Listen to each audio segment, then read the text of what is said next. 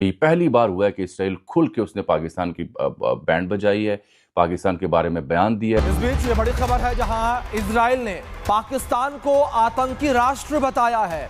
ये बड़ी खबर। उसके बाद पहला मौका आया कि इस्राएली प्राइम मिनिस्टर के हैंडल से पाकिस्तान को जवाब दिया गया, इस्राएली वजीर खारजा की जानिब से उसका जवाब दिया गया, अमेरिका बैठे कुछ इस्राएली के हामी जो रिपब्लिकन्स हैं उन्होंने जवाब दिया। ख्वाजा आसिफ यानी कि पाकिस्तान के रक्षा मंत्री का जो ये पोस्ट है वो डिलीट यहाँ पर हो चुका है। ऐसे में लेकिन दो बयानात हैं, चूंकि जाहिर है साथ साथ बहुत कुछ और चल रहा है जिसकी वजह से बहुत सवालात भी जन्म ले रहे हैं कि ईरान का कोई वफ्द इस्लामाबाद नहीं पहुंचा, यानी क्लेम किया जा रहा है एक बहुत ही करीबी शख्सियत की जानिब से कि ईरान का डेलीगेशन इस्लामाबाद नहीं पहुंचा। उनके मुताबिक ईरान ने पाकिस्तान को वाज़ेह तौर पर आगाह कर दिया है कि जब तक लबनान को जंग बंदी में शामिल नहीं किया जाता वो किसी भी सूरत पाकिस्तान का दौरा नहीं करेगा। और क्या आइंदा आने वाले दिनों में हम फिर एक तबाहकुन जंग की तरफ जा रहे हैं? इस वक्त इजराइल बहुत ज़्यादा डिस्कस हो रहा है माँ, और इजराइल के जो एम्बेसडर हैं वो डिस्कस हो रहे हैं कि जनाब वो पाकिस्तान के बारे में जो बातें कर रहे हैं। ईरान का डेलीगेशन पाकिस्तान नहीं आ रहा। अब यहाँ पर बीबीसी क्या क्लेम कर रहा है, ईरान की मुज़ाकराती टीम इस्लामाबाद नहीं पहुंची, लबनान पर इजरायली हमले रुकने तक मुज़ाकरात मुअत्तल हैं। बस फिर क्या था। उसके बाद जो इसराइल के वजीर खारजा हैं उनकी जानिब से एक स्टेटमेंट आई, और बिलखसूस जो इसराइल के प्राइम मिनिस्टर का हैंडल है वहाँ से आई। प्राइम मिनिस्टर के हैंडल से जो ट्वीट आई उसमें लिखा गया कि पाकिस्तान के डिफेंस मिनिस्टर जो हैं उन्होंने इसराइल के बारे में जो बात की है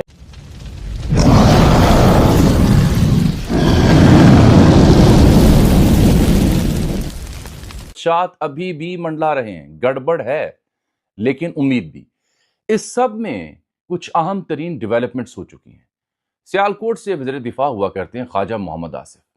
रात गए को 11-12 बजे करीब इन्होंने एक बड़ा अहम ट्वीट किया, खतरनाक ट्वीट किया इसराइल के बारे में। उसके बाद पहला मौका आया कि इस्राएली प्राइम मिनिस्टर के हैंडल से पाकिस्तान को जवाब दिया गया, इस्राएली वजीर खारजा की जानिब से उसका जवाब दिया गया, अमेरिका बैठे कुछ इस्राएली के हामी जो रिपब्लिकन्स हैं उन्होंने जवाब दिया। लेकिन देखिए कोई 11 बजे जुमेरात की रात 11 साढ़े 11 के आसपास का वक्त होगा, ख्वाजा साहब उठे अचानक, उन्होंने एक ट्वीट किया। वो कहते हैं, अच्छा इस ट्वीट में एक दो लफ्ज़ मैं इस्तेमाल करूंगा और बाद में उस सिलसिले में आपसे गुफ्तगू करना भी चाहूँगा कि आपकी समझ में ज़रूर आए। उन्होंने कहा देखिए मसला ये था ना कि इसराइल लबनान के ऊपर हमले बंद नहीं कर रहा, और मैंने जो रात को एक वीलॉग किया तब तक इत्तलात ये थी कि शायद अमेरिका दबाव डाले और लबनान के ऊपर जो हमले हैं वो रुक जाएं। लेकिन ये भी मैं वाज़ेह कर दूं कि उसी इसराइली अकाउंट की जानिब से जो उनका प्राइम मिनिस्टर यूज़ करते कहा गया कि नहीं हम लबनान पे हमले बंद नहीं करेंगे। इसके बावजूद के इत्तफाक किया कि लबनान के साथ बराह रास्त वो मुज़ाकरात करने जा रहे हैं अगले हफ्ते। वो खबर दुरुस्त है, लेकिन हमले रोकने या नहीं रोकने इसके ऊपर उन्होंने वजाहत कर दी। ये पहली बार हुआ है कि इसराइल खुल के उसने पाकिस्तान की बैंड बजाई है, पाकिस्तान के बारे में बयान दिया है। अब बड़ा गड़बड़ हो चुकी है, अब इसराइल क्या करेगा, पाकिस्तानी वज़ीर दिफा ने यह बयान क्यों दिया। लेकिन नज़ीर यहाँ पर एक सवाल यह है कि मोहम्मद बाकिर कालिबाफ जो कि स्पीकर ईरान हैं, उनके करीबी समझे जाने वाले का कहना है कि ईरान का कोई वफ्द इस्लामाबाद नहीं पहुंचा, यानी क्लेम किया जा रहा है एक बहुत ही करीबी शख्सियत की जानिब से कि ईरान का डेलीगेशन इस्लामाबाद नहीं पहुंचा। उनके मुताबिक ईरान ने पाकिस्तान को वाज़ेह तौर पर आगाह कर दिया है कि जब तक लबनान को जंग बंदी में शामिल नहीं किया जाता वो किसी भी सूरत पाकिस्तान का दौरा नहीं करेगा। यानी उनकी तरफ से ये कहा गया ईरान की जानिब से कि लबनान की जंगबंदी की जाएगी तो हम आएंगे। अब अल जजीरा क्या रिपोर्ट कर रहा है, अल जजीरा ने राइटर्स की खबर के मुताबिक कहा है कि इस्लामाबाद डेलीगेशन जुमेरात को पहुंचेगा, लेकिन पहुंचने के बारे में न राइटर ने कंफर्म किया है ना ही अल जजीरा कंफर्म कर रहा है। लेकिन अजीज यहाँ पर बीबीसी ने इसके ऊपर डिटेल से बात की है। ईरान की तस्नीम न्यूज़ एजेंसी, उनकी जानिब से कहा गया है कि उनके मुताबिक जो उनके पास खबरें हैं, ईरान का डेलीगेशन पाकिस्तान नहीं आ रहा। अब यहाँ पर बीबीसी क्या क्लेम कर रहा है, ईरान की मुज़ाकराती टीम इस्लामाबाद नहीं पहुंची, लबनान पर इजरायली हमले रुकने तक मुज़ाकरात मुअत्तल हैं।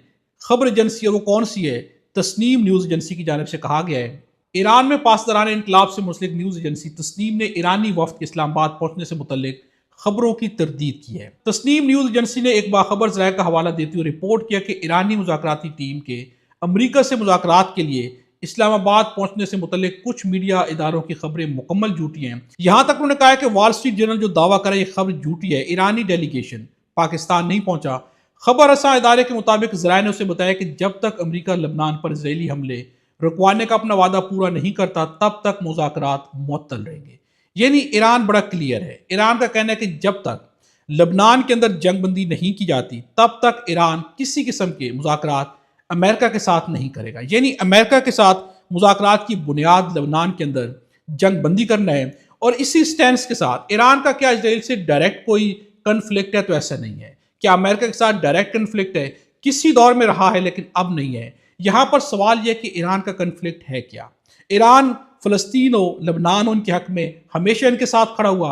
आज भी ईरान का कहना है कि इनमें जंगबंदी होगी तो हम मुज़ाकरात करेंगे, अगर यहाँ जंगबंदी नहीं होगी तो तब तक हम मुज़ाकरात नहीं करेंगे। इस वक्त इजराइल बहुत ज़्यादा डिस्कस हो रहा है वहाँ, और इजराइल के जो एम्बेसडर हैं वो डिस्कस हो रहे हैं कि जनाब वो पाकिस्तान के बारे में जो बातें कर रहे हैं। इजराइल की जो पोजीशन है वो ये है, आज मैं देख रहा था जी, पाकिस्तान के जो फॉरेन मिनिस्टर हैं वो कहते हैं जी हमारे बड़े दो किस्म के दुश्मन हैं। ठीक है जी, हमारे दो ही दुश्मन हैं। एक दुश्मन जो है वो हमारा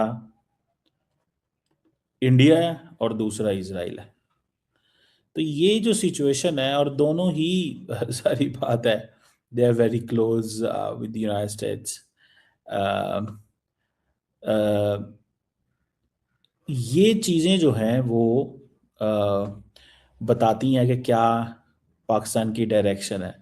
अब ये सुनिएगा ये एम्बेसडर साहब को इंडिया के अंदर क्या कहते हैं, और इंडियन जान जान के इनके आगे पूछते हैं सवाल कि आप पाकिस्तान पे एतबार करते हैं कि नहीं करते। सुनिएगा। In the conflict, also China, Pakistan. I'm asking because it doesn't have relationship with Israel, diplomatic relationship.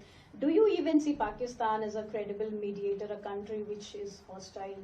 We don't see Pakistan as a credible player.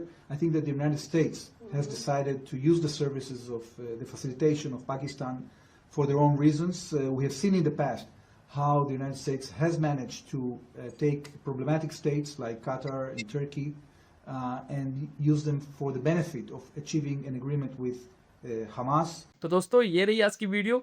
दोस्तों पाकिस्तान के रक्षा मंत्री ख्वाजा आसिफ ने इजराइल को लेकर एक ऐसा बयान दे दिया जिससे इजराइल पाकिस्तान के ऊपर आने वाले समय में कार्रवाई कर सकता है। जी हाँ दोस्तों, पाकिस्तानी रक्षा मंत्री ख्वाजा आसिफ ने अपने सोशल मीडिया प्लेटफॉर्म एक्स से एक ऐसा पोस्ट किया जिससे इजराइल को नागवार गुजरा। ख्वाजा आसिफ ने अपने पोस्ट में इजराइल को मानवता के लिए अभिशाप बताया था। ख्वाजा आसिफ के इस बयान पर इजराइल ने बहुत ही आक्रामक रुख अपनाया। बेंजामिन नेतन्याहू की तरफ से ये कहा गया कि ऐसी टिप्पणियां बहुत ही अपमानजनक हैं और इजराइल ऐसी भाषा कभी बर्दाश्त नहीं करेगा, खासकर ऐसे देश से जो खुद को ईरान और अमेरिका के बीच मध्यस्थ की भूमिका निभाने में लगा हुआ है। जिसके बाद दोस्तों पाकिस्तानी रक्षा मंत्री ख्वाजा आसिफ ने तुरंत ही सोशल मीडिया प्लेटफॉर्म एक्स से अपना पोस्ट डिलीट कर दिया और ये चीजें साफ दर्शाता है कि पाकिस्तान किसी भी अंतरराष्ट्रीय दबाव को सहने में असमर्थ है। और साथ ही बेंजामिन नेतन्याहू ने ये साफ बता दिया, पाकिस्तान को उसका आईना दिखा दिया है कि एक आतंकी देश इजराइल को कुछ बोलने से पहले अपने गिरेबान में झांक कर देखे। तो चलिए दोस्तों आज की वीडियो यहीं खत्म करते हैं और मिलते हैं ऐसे एक और नए वीडियो में। बाकी आज की आपको वीडियो कैसी लगी आप लोग अपनी राय जरूर हमारे साथ शेयर करें, साथ ही साथ अपना ढेर सारा ख्याल रखें। नमस्कार।